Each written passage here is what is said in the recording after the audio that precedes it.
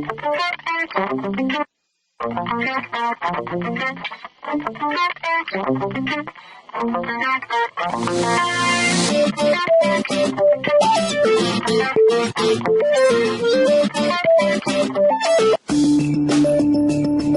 semuanya, saat ini kita akan belajar mengenai materi pencemaran lingkungan. Tahukah kita bahwa lingkungan sangat penting untuk keberlangsungan makhluk hidup? Nah, sekarang apa sih yang menjadi pencemaran lingkungan?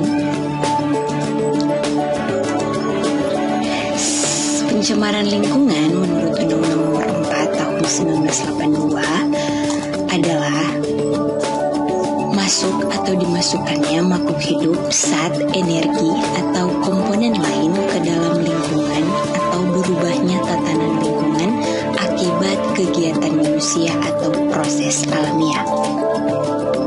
Sebelum kita lebih lanjut, mari kita lihat tujuan pembelajaran kita pada saat ini. Yang pertama, kita dapat menjelaskan pengertian dari pencemaran lingkungan. Yang kedua, kita dapat menyebutkan jenis dari pencemaran lingkungan. Dan yang ketiga, kita mampu memberikan contoh. Tahukah kita di dalam pencemaran ada yang namanya polutan atau bahan pencemaran. Nah, bahan pencemaran ini ada 3 jenisnya. Yang pertama, pencemaran fisik. Yang kedua, pencemaran kimiawi. Dan yang ketiga, pencemaran biologis. Kita masuk pada yang pertama, yaitu pencemaran fisik. Pencemaran fisik ini adalah pencemaran atau masuknya bahan padat yang bersifat padat, cair maupun gas. Contohnya seperti botol plastik atau minuman kaleng dan pecahan beling. Yang kedua, ada pencemaran kimiawi. Pencemaran kimiawi ini masuknya bahan-bahan atau zat-zat kimia. Contohnya yaitu karbon dioksida, asap kendaraan atau karbon monoksida yang ada dalam kendaraan beroda 2 atau beroda 4. Yang ketiga, ada pencemaran biologis. Pencemaran biologis ini disebabkan oleh bahan mikroorganisme penyebab penyakit.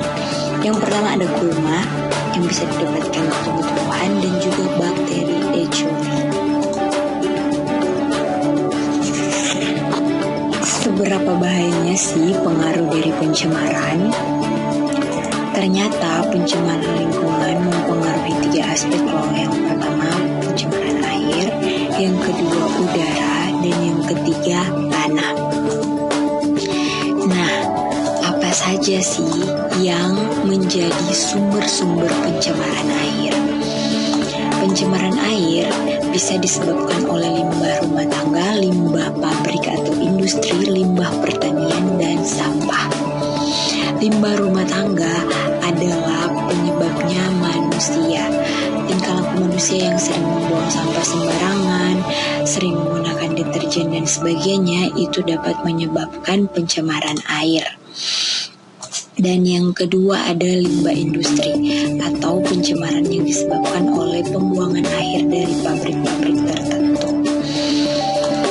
Dampak dari pencemaran air yang pertama, terancamnya kehidupan biota air.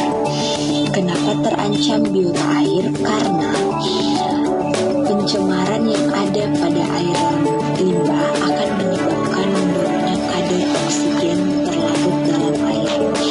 Akibatnya banyak bakteri yang mati. Maka proses penjernihan air secara alamiah juga seharusnya terjadi pada air limbah dan terhambat. Nah, pencemaran udara adalah kehadiran atau lebih substansi fisik, kimia atau biologi di atmosfer dalam jumlah yang dapat membahayakan kesehatan makhluk hidup. Selain itu juga mengganggu estetika dan kenyamanan atau merusak properti. Di dalam pencemaran udara ada senyawa-senyawa yang mempengaruhi. Yang pertama ada senyawa karbon dioksida. Nah, karbon dioksida ada juga karbon nitrogen oksida. Yang ketiga ada karbon sulfur oksigen. Dan yang keempat ada karbon monoksida. Dan yang terakhir ada karbon hidrokarbon.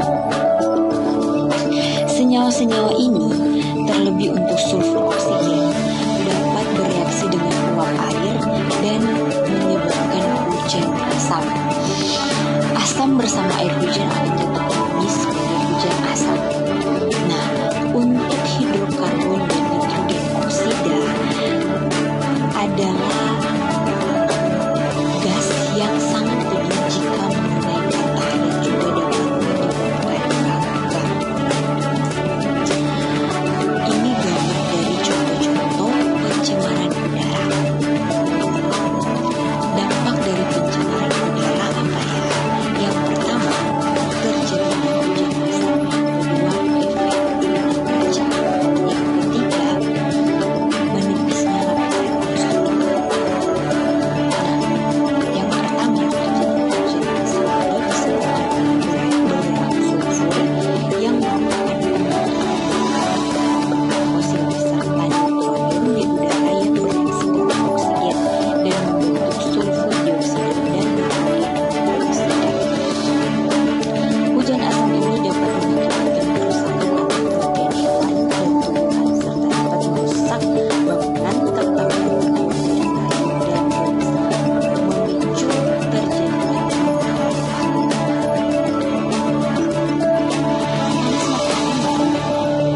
Sebagian matahari diserap oleh bumi dan memanasnya.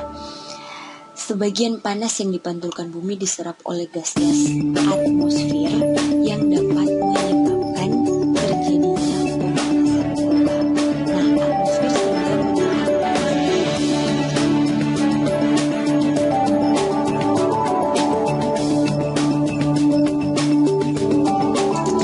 pencemaran tanah adalah keadaan di mana bahan kimia buatan manusia masuk dan mengubah lingkungan tanah alami.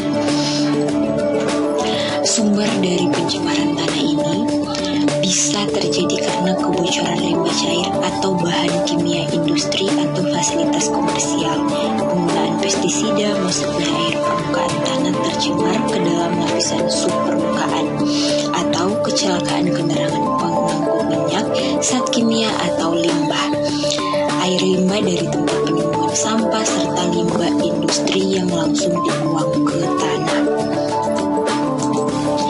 Dampak dari pencemaran tanah yang pertama adalah bencana alam berupa longsor. Yang kedua adalah merusak pertanian.